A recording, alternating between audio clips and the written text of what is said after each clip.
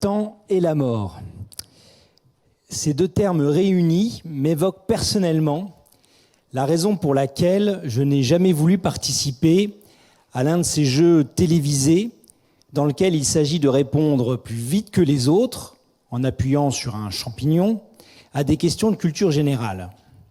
Non seulement parce que ma culture générale ressemble précisément à un champignon, ce que vous trouvez dans la forêt après le passage d'une limace, c'est-à-dire qu'elle est complètement trouée, mais parce que je redoute plus que tout le moment où celui qui est parvenu à éliminer les autres candidats devra répondre à une ultime question sous la pression de l'implacable compte à rebours. Vous connaissez ça, des bips froids et réguliers vont ponctuer les hésitations du candidat. Terrible moment qui, pour moi, est l'image de notre humanité soumise au temps qui passe et qui presse chacun de répondre à une question dont on ignore souvent si on l'a bien comprise. Avant que mon temps soit écoulé, saurais-je en effet qui je suis et quel est le sens de la vie ? Et si, comme ce candidat, je ne parvenais pas à répondre à temps ? Et si, comme lui, je perdais un temps précieux à balbutier des fausses réponses ou à suivre des mauvaises pistes ? Et puis finalement, à quoi bon tous ces efforts ? Car, comme le dit le poète, le temps d'apprendre à vivre, il est déjà trop tard. Telle est, à mon avis, la contradiction qui naît de la confrontation de ces deux mots que je propose à votre réflexion, le temps et la mort. D'un côté, la mort fait de notre vie une question urgente. De l'autre, elle rend la réponse à cette question plus difficile que jamais. Car qui peut bien réfléchir sous la pression d'un compte à rebours ? Le temps et la mort, ces deux termes nous prennent en étau. Ils nous oppressent et nous compriment, ils nous compriment et nous oppressent, bref. Le temps précipite vers la mort et la mort précipite vers le temps. Pas le temps de nous demander si l'on a bien fait, un jour nous sommes faits et il faut se rendre. Alors les sagesses humaines ont bien essayé d'apprivoiser la mort, pour rassurer son disciple Lucilius, qui craint d'avoir un jour à mourir. Le sage stoïcien Sénèque prenait justement l'image d'un décompte. La vie est une clepsydre ou un sablier, nous dit-il. Chaque année, chaque jour, chaque heure est un petit grain qui passe de l'être au néant. Pourquoi donc, demande le sage Sénèque, t'affliges-tu d'avoir un jour à faire ce que tu fais depuis toujours ?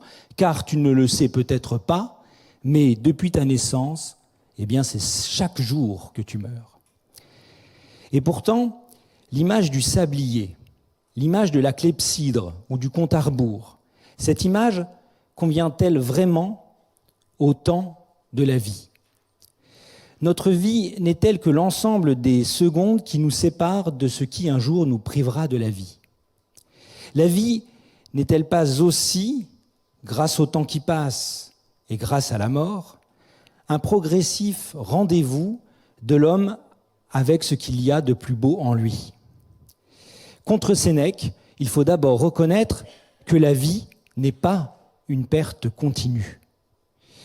Non, quand vous prenez le petit enfant, il va non pas perdre, mais d'abord prendre forme dans le ventre de sa mère. Il va y prendre force. Et quand il naît, il en prend plein la vue, et nous aussi. Non, la vie n'est pas une perte continue. De récentes études ont montré que jusqu'à 60 ans largement révolus, le cerveau crée de nouveaux neurones et que sa plasticité est telle qu'on apprend sans cesse de nouvelles choses et qu'on intègre jusqu'à la fin de nouveaux savoirs. La vie n'est pas une perte continuelle, car par elle on prend forme, on prend force, et en elle, on prend femme, mari, travail, décision et engagement. Cette prise de possession de la vie par chacun s'accompagne, il est vrai, de pertes diverses, douloureuses ou consenties. Avoir un enfant, par exemple, c'est aussi savoir et espérer qu'un jour, on lui cédera la place. Avoir un enfant, c'est désirer mourir avant lui. De même, dans la vie, toute prise de risque va s'accompagner d'une perte d'assurance. Prendre sa vie en main, c'est souvent lâcher le confort de la vie d'avant. Et on ne se laisse pas sculpter par les événements et les épreuves de notre vie sans laisser tomber à ses pieds des pans entiers de l'homme que l'on croyait être et qu'en fait on n'est pas. Vieillir enfin. Et oui, vieillir, c'est peu à peu céder le pouvoir qu'on avait sur le monde. Vieillir, c'est perdre, c'est-à-dire confier le monde à ceux qui demain, à notre place, vont en assumer la responsabilité. Cela est intéressant, c'est comme si notre progressif absentement, murmurait à ceux qui vont suivre « Après vous, je vous en prie ». Ainsi donc, le temps ne doit pas être conçu de l'extérieur, comme une horloge qui tourne, imperturbable, ou comme un sablier qui s'écoule. Le temps doit être perçu de l'intérieur, comme le déploiement d'une vie qui a sa logique propre. La vie de l'homme vivant commence par un grand et par un beau « me voici », et elle finit par un non moins beau « après vous ». Or justement, aimer, n'est-ce pas cela ? Aimer, n'est-ce pas s'offrir à la vie en disant « me voici ». Mais aimer, n'est-ce pas aussi s'ouvrir aux autres en leur murmurant dans chacun de nos actes « après toi ». Aimer, c'est vivre, mais c'est aussi se réjouir de la venue d'autres vivants, c'est prendre plaisir à leur joie, c'est prendre parti pour ce que seront leurs défis. On voit alors se dessiner un lien étonnant entre l'amour et le consentement à mourir. La mort, en effet, est comme une politesse métaphysique. Elle est comme un après-vous que nous portons dans les fibres de notre être. Elle est cette limite interne à ma vie qui m'indique que ma vie est ultimement un don reçu à la naissance et qu'il faut recevoir sans hésiter, mais un don à faire aussi, puisque la mort m'enseigne finalement qu'on ne peut rien garder. De toute façon, à quoi ressemblerait une vie qui refuserait absolument de céder la place ? À quoi ressemblerait cette vie que nous proposent certaines de nos évolutions technologiques ? Que se passerait-il si la promesse transhumaniste de l'immortalité était tenue ? À quoi ressemblerait, autrement dit, une vie qui serait privée de sa mort ? Cela, vous pouvez le savoir en ouvrant Le Petit Prince. Le Petit Prince raconte à l'aviateur comment il inspecte sa planète chaque matin pour éviter que ne viennent y pousser les baobabs. Souvenez-vous, car les baobabs ne savent justement faire que cela, pousser le plus possible.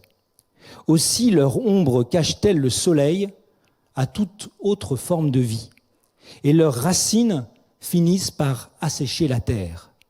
Et si la planète est trop petite, dit le Petit Prince, les baobabs la font éclater. La leçon de cela, c'est que, à ne vouloir faire que grandir, on rend finalement toute chose petite. Eh bien nous ne voulons pas ressembler aux baobabs. La mort, c'est vrai, donne à la vie sa limite, mais cette limite a la forme de l'amour. Cette limite a la forme d'un silencieux « après vous ». La mort donne forme à cette magnifique force qu'est la vie. Et le temps, c'est peut-être cela. Le temps entre les deux, la vie et la mort, le temps, c'est l'espace qui nous est laissé pour arpenter le mystère d'une vie qu'on ne reçoit pleinement qu'à condition de ne pas la posséder. C'est pourquoi le temps de la vieillesse est beaucoup plus que la fin d'un décompte. Le mystère d'une vie qui se donne et se retire. Le mystère d'une vie qui n'est vivante qu'à consentir finalement à ne pas prendre toute la place. Ce mystère-là, le temps de la fin de vie, en est la méditation, j'ai envie de dire, vivante et incarnée. Mais alors ce temps de la fin de vie, a-t-on intérêt à l'interrompre ?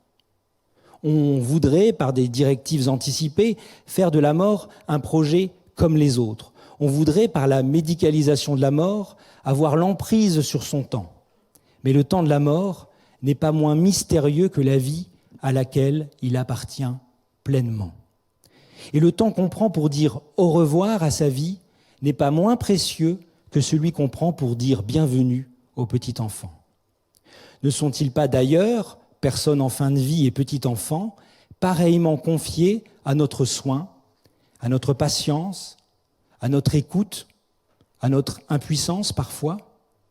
Ne nous confient-ils pas eux-mêmes, par leur seule présence, à une dimension autre que celle de la toute-maîtrise, à cette dimension, vous savez, qui donne profondeur à notre vie?